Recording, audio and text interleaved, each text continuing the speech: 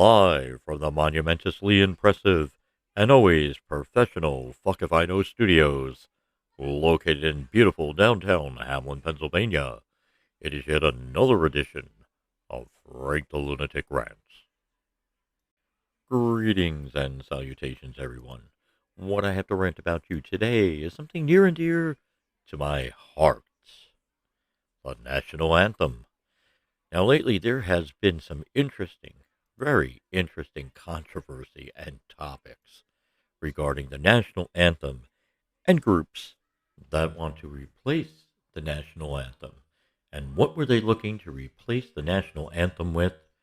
Now, this is something that's been brought up over maybe the last year or two, I think 2 years now. And some of the suggestions they had were interesting, really interesting. One of them was replacing the national anthem with America the Beautiful. And even John Lennon's Imagine was brought up.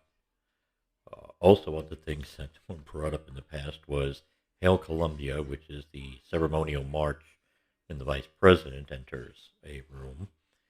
And believe it or not, even Yankee Doodle Dandy was brought up.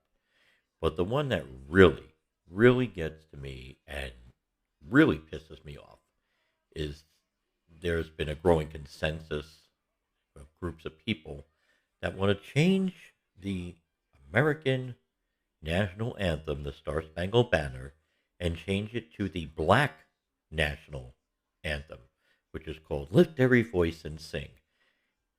Here's one of the problems I have with it. We are a diverse country, and all this president's been talking about is how we need to unify and things like that. So we want to get rid of the Star Spangled Banner and replace it with the black national anthem. Well, doesn't that just fit right along with unifying the whole country?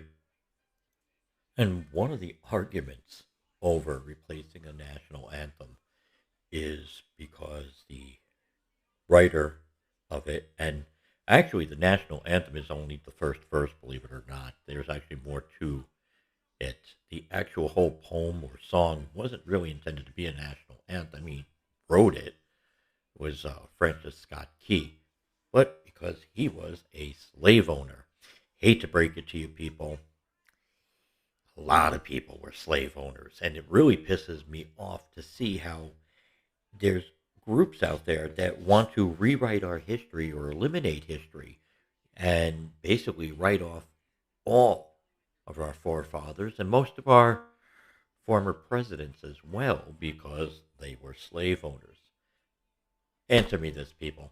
How the hell does the national anthem represent slavery and is an insult to the descendants of slavery? I don't see it. First of all, not every black person in America is a descendant of slavery. Hate to break it to you.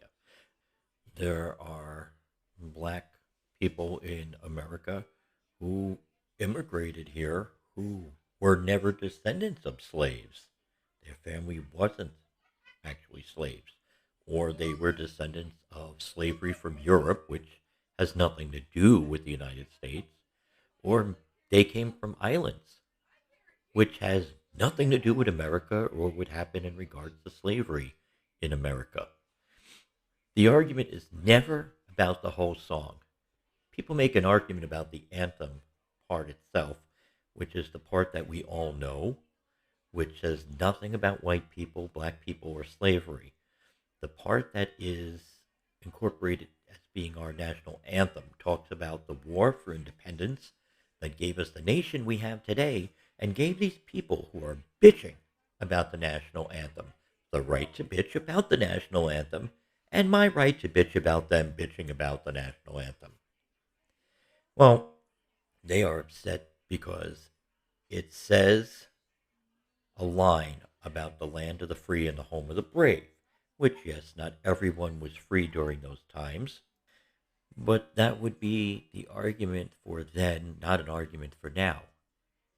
It's still the fact that because of the war, we have a nation that we have now where these descendants of slavery are free, or descendants who weren't even from slavery were able to come to this country.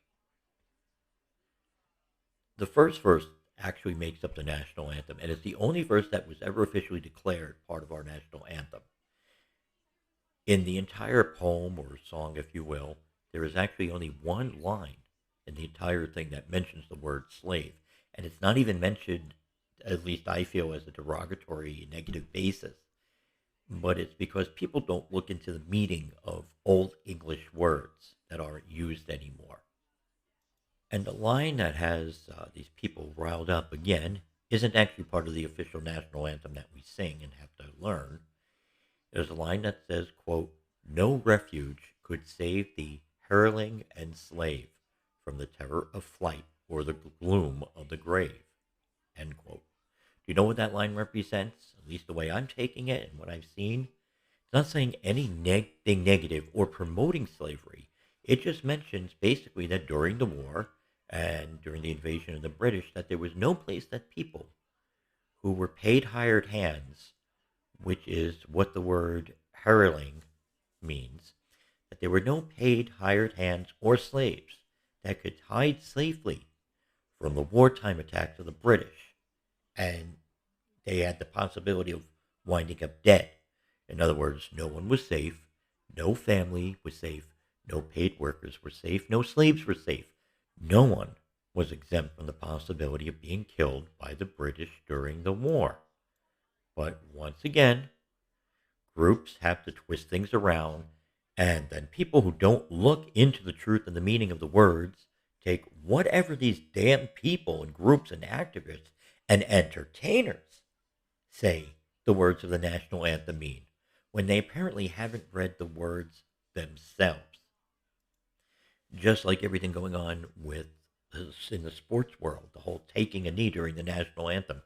What does the whole so-called racial injustice when it comes to the police department shooting people who are unarmed that happen to be black, which, by the way, if you do the research on the actual government website, you'll discover it's not just black people who have been shot by the police and have been killed.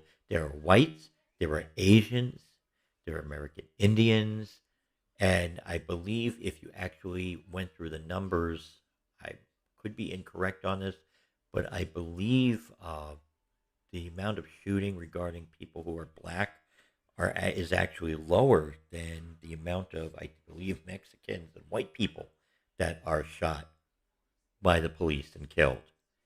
And that doesn't make the news, of course. They twist everything around. The whole bending a knee during the national anthem. I don't understand what that has to do with the national anthem. There are no freaking words in the national anthem that we learned that has any direct correlation with slavery or with what's going on today. And a lot of it, as I said, is all because the person who wrote it was a slave owner. Of course, we are never taught the entire national anthem. Only the first verse, which is considered the true anthem itself. But there are more lines to it. And I'm actually going to bore you to death and actually read them. This is the whole poem/song that Francis Scott Key wrote, from which derived some of the words that we use for our national anthem today. And I apologize if I don't properly pronounce some of the words. A lot of it's like in an old English that our forefathers used, and some of the words don't really make sense. For example, in the main part, ramparts, that's a word that a lot of people have to look up. But this is the whole thing itself. Oh, say, can you see by the dawn's early light what so proudly we hailed at the twilight's last gleaming, whose broad stripes and bright stars through the perilous fight o'er the ramparts we watched were so gallantly streaming, and the rocket's red glare, the bombs bursting in air, gave proof through the night that our flag was still there. Oh, say, does that star-spangled banner yet wave o'er the land of the free and the home of the brave?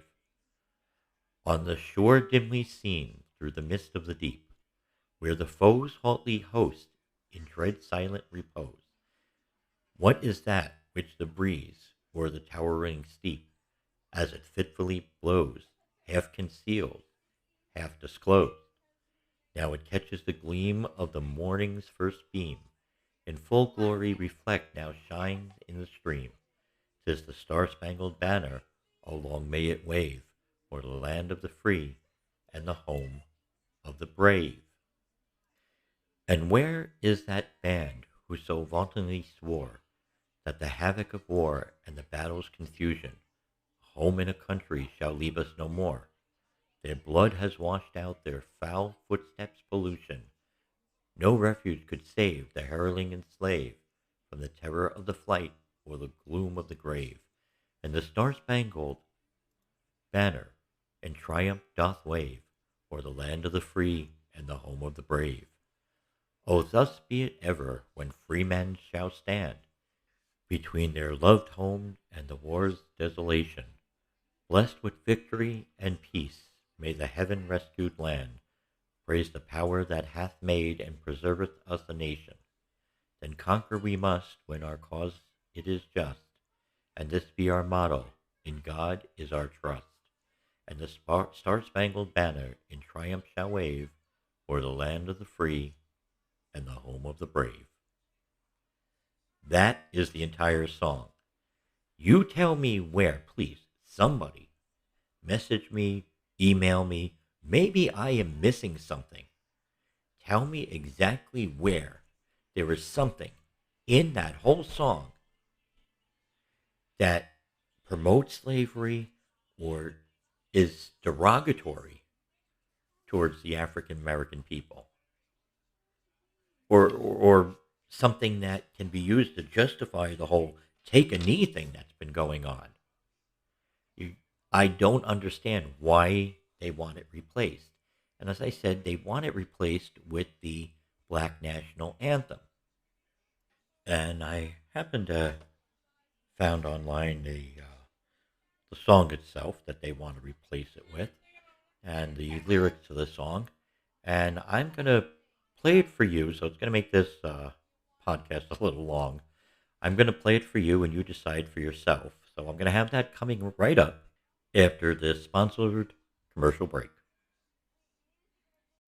Hi, everyone. Are you looking to get into podcasting just like me? Well, it's simple and easy with Anchor. It's completely free. There's creation tools built right in, allowing you to record and edit your podcast right from your phone or computer. And Anchor will distribute your podcast for you so it can be heard on multiple platforms like Spotify, Google Podcast, Apple Podcast, and many more. Plus, you can make money from your podcast with no minimum listenership. So make sure you go and download the free Anchor app today or go to anchor.fm to get started. And we're back at the Fuck If I Know Studios. And as promised, this is the audio version of Lift Every Voice and Sing, the song that they are proposing to replace our national anthem. This is about a 3-minute version of the actual song itself, because the song in its entirety, I believe, is a little more than 6 minutes long.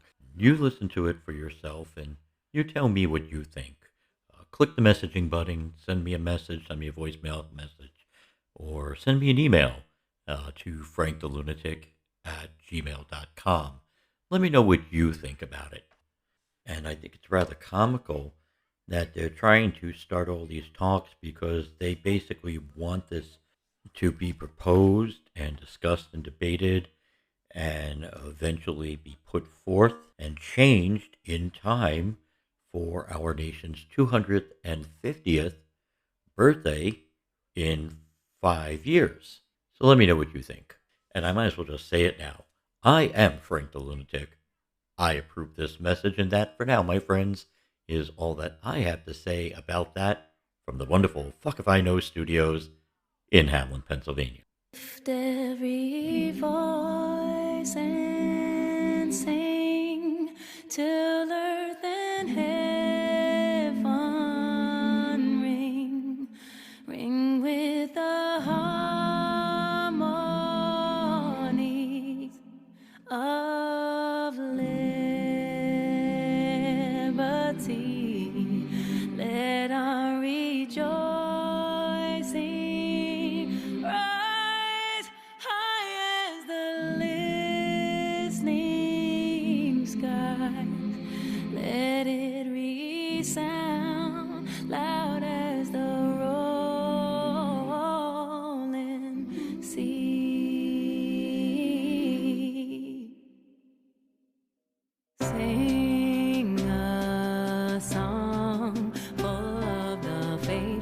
the dark past has taught us. Sing a song full of the hope that the present has brought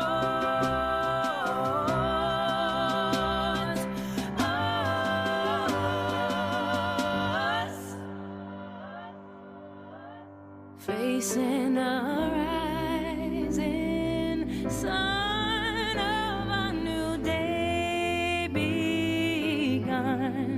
Let us march on till victory is won. Let us march on till victory is won. Let us march on till victory.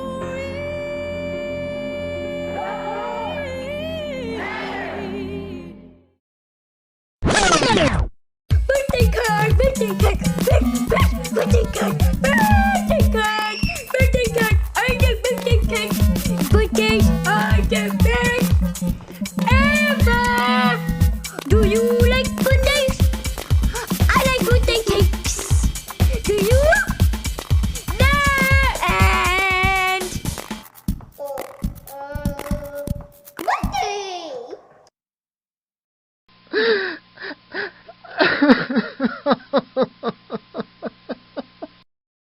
Oh, thank you.